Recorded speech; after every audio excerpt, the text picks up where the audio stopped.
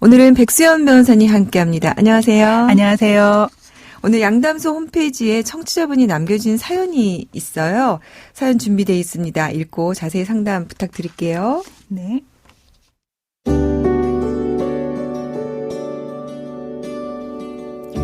남편이 올해 8월 스스로 목숨을 끊었습니다. 그가 세상을 떠나기 전 저는 남편의 불륜을 의심했습니다. 다른 여자와 레스토랑을 다닌 내용을 계속 보게 되었죠. 이로 인해서 부부 다툼이 많았습니다.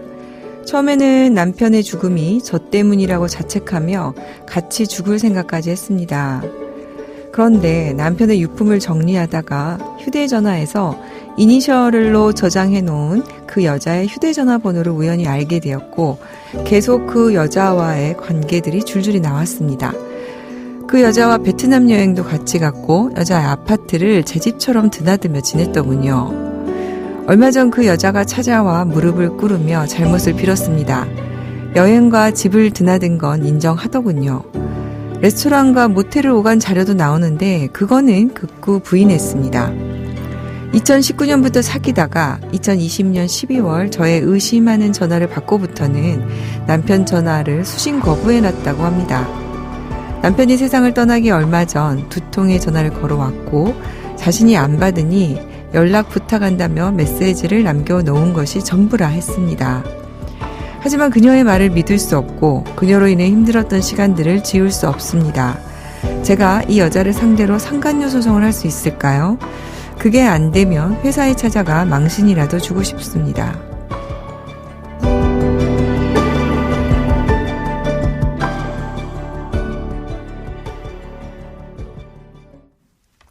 네, 어려운 사연이 도착을 했네요.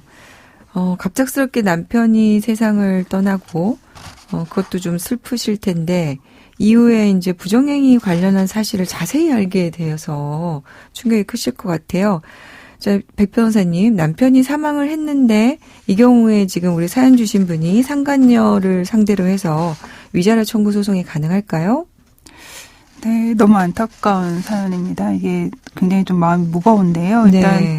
상간녀 또는 상간남 대상으로 하는 손해배상 소송은 결국 이혼 소송하고는 별개입니다. 그렇기 때문에 이제 이혼하지 않고 혼인을 유지하더라도 지금과 같은 상황에서도 이제 배우자가 사망하였다고 하더라도 재개하실 수는 있습니다. 네. 근데 다만 이제 상대방이 기혼자임을 알면서도 이제 부정적인 관계를 유지했다 하는 사실을 좀 증명해야 하기 때문에 사연에서는 이제 그 부분이 좀 명확하게 드러나지는 않지만 이제 얼마 전에 상간녀가 찾아와서 뭐 무릎 꿇고 빌었다 하는 거는 사연자의 남편이 유부남인 사실을 알고 있었던 게 아닌가 좀 짐작이 되어서요. 네. 충분히 재개할 수 있다 그렇게 판단이 됩니다.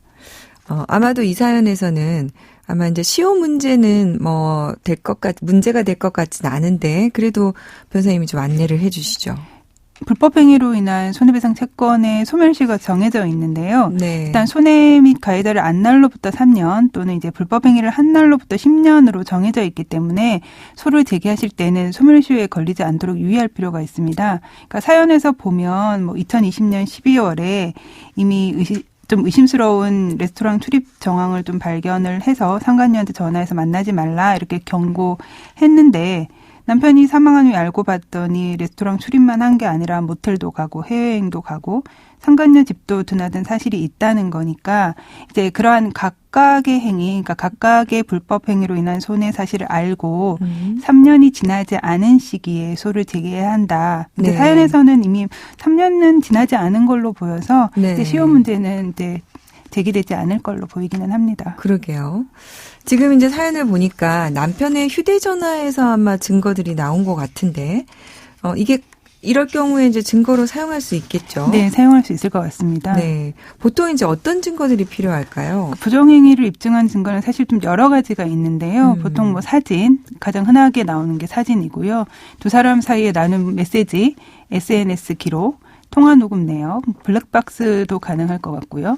카드 결제 내역 등 여러 가지가 있을 수 있습니다. 그러니까 사연에서 보면 남편과 상간녀가 함께 해외여행 다니면서 찍은 사진이 아마 나왔을 것으로 좀 추정이 되고요. 네. 남편이 상간녀 집에 드나든 걸 확인한 걸로 봐서 거기서 찍은 사진도 좀 발견된 걸로 보여서 이런 것들도 당연히 이제 부정행위를 입증할 증거가 될 수 있을 것 같습니다. 그리고 또 그러게요. 이제 무엇보다 상간녀가 찾아와서 여행 다니고 집에 드나든 거 인정하면서 무릎까지 꿇고 잘못을 빌었다고 하니까요. 네. 이것 또한 이제 강력한 자백이 될 수 있어서 부정행위를 인정할 만한 증거로 될 수가 있을 것 같습니다. 근데 또 이제 레스토랑하고 모텔은 또 부인을 했네요. 근데 사실 이제 이걸 왜 부인하는지는 잘 모르겠는데 네. 법원에서는 이제 부정행위에 대해서 이제 간통에 이르지 않았다 하더라도 부부간의 정조 의무에 충실하지 아니한 것으로 보여지는 일체의 행위를 이제 의미한다 이렇게 판단을 하고 있거든요. 그러니까 직접적인 간통행위가 아니어도 정조 의무를 충실히 하지 않았다 할 만한 행위가 다 이제 그 증거가 될 수 있는데 뭐 설령 이제 모텔에 드나든 증거가 없다 하더라도 네. 두 사람이 이미 뭐 해외여행 다닌 거를 상간녀가 인정하고 있고요. 상간녀 집에 드나들듯 또 드나든 사실이 인정이 된다면 그것만으로도 충분히 부정행위가 될 수 있을 것 같습니다. 지금 이 경우에 만약에 소송을 한다면 위자료가 어느 정도나 책정이 될까요? 이게 사안마다 좀 구체적인 사정이 좀 다르고 그래서 액수도 좀 다르게 판단이 될 것 같지만 통상적으로 보면 한 1,000만 원에서 3,000만 원 정도로 이제 금액이 정해지는데 부정행위 기간이 길거나 이제 부정행위 정도나 피해 정도가 심하거나 아니면 상간자 쪽에 좀 경제적 이익이 좀 상당 부분 간 경우 그러한 경우에는 좀 위자료 금액이 좀 늘어나서 한 5,000만 원 정도로 정해지는 경우도 있었습니다. 네. 지금 이제 무릎을 꿇고 빌었다 이런 내용이 있는데 뭐 이런 것도 뭐 손해배상 액수를 결정하는데 뭐 가만히 될까요?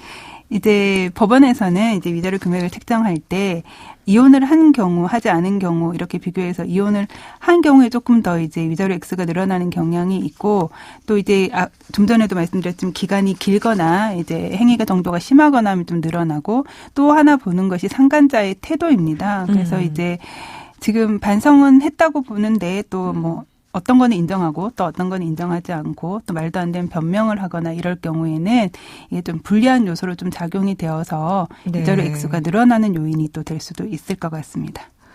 마지막에 이제 사연자가 상간녀의 회사에 찾아가서 망신을 주고 싶다. 이제 심정적으로는 충분히 이해가 가는데요. 이제 이렇게 될 경우에 법적으로 어떤 문제가 생길까요? 당연히 명예훼손 문제가 발생할 수 있습니다. 이게 사연도 굉장히 억울한 상황인데요. 여기서 네. 자칫 좀 더 억울한 상황이 발생할 수도 있기 때문에 가능한 감정적으로 대응하시기보다는 좀 자제하시다는 게 좋겠다 이렇게 좀 말씀을 드리고 싶습니다. 네. 마지막으로 우리 사연자분에게 좀 이렇게 해주실 말씀이 있으시다면 어떤 게 있을까요? 부정행위를 한 상대방에 대한 소송에서 가장 중요한 거는 무엇보다 이제 증거 확보하는 거고요. 근데 다만 이제 불법적으로 증거를 수집해서 이제 제출하다가는 오히려 또 고소를 당하는 경우가 있기 때문에 이 점 주의하실 필요가 있다 이렇게 말씀을 드리고 싶습니다. 네. 얼마 전에 이제 남편의 결정적 외도 증거를 좀 잡기 위해서 네. 이제 부인이 동생 데리고 가서 열쇠 수리공 불러서 아파트 주차장에 주차돼 있는 남편 자동차 문 열고 그 차 안에 있던 블랙박스 메모리 카드를 하나 가져간 일로 이제 기소된 사례가 있었습니다. 네. 그 경우에 이제 법원이 남편의 부정행위가 범행에 이르게 된 주요 원인으로 작용한 걸로 보인다라고 판시는 했는데 네. 부인과 여동생한테 각각 징역 3개월과 6개월의 선고를 유예한 경우가 있었습니다. 네. 이처럼 이제 법원에서 이제 부정한 행위를 한 것 이 자체를 이러한 범행 동기를 양형에서 좀 참작하는 경우는 있지만 결국은 형사처벌을 피하기 어려운 경우도 발생할 수 있기 때문에 이제 주의를 좀 기울이시는 게 좀 좋을 것 같습니다. 네, 오늘 어려운 사연이었는데요. 백수연 변호사님 도움 말씀 감사합니다. 네, 감사합니다. 양소영 변호사의 상담소 양담소는 내일 또 문을 엽니다. 끝곡 존 레전드의 I Know Better 들려드릴게요. 양소영이었습니다.